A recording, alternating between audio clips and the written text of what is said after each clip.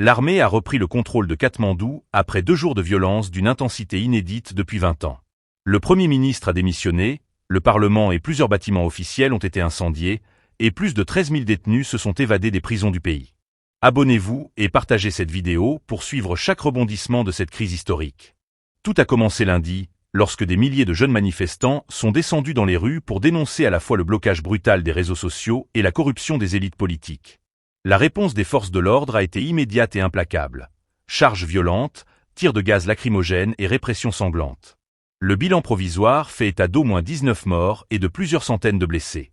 Loin d'apaiser la colère, la promesse d'une enquête sur les violences policières et la réouverture de Facebook, X et YouTube n'ont fait qu'attiser la rage d'une génération qui se revendique désormais comme la « Génération Z ».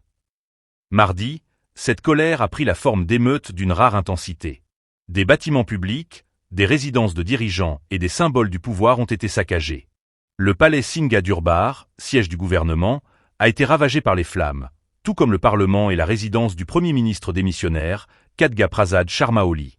Au milieu du chaos, les prisons sont devenues une cible secondaire. Profitant de l'effondrement de l'ordre public, plus de 13 500 détenus ont pris la fuite, un chiffre qui illustre la gravité de l'effondrement sécuritaire. Mercredi, les militaires ont repris le contrôle des points stratégiques de Katmandou. Des patrouilles circulent autour des ruines encore fumantes des bâtiments incendiés, tandis que les pompiers s'efforcent d'éteindre les derniers foyers.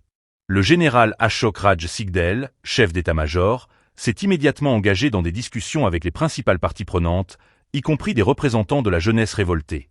Son message est clair, mettre fin aux affrontements et engager un dialogue national.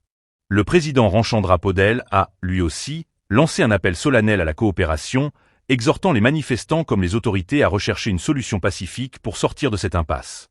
Mais la rue reste imprévisible. Les jeunes contestataires, galvanisés par 2 jours de chaos, réclament non seulement la fin des interdictions numériques, mais aussi une remise en cause en profondeur du système politique jugé corrompu et déconnecté de leur réalité.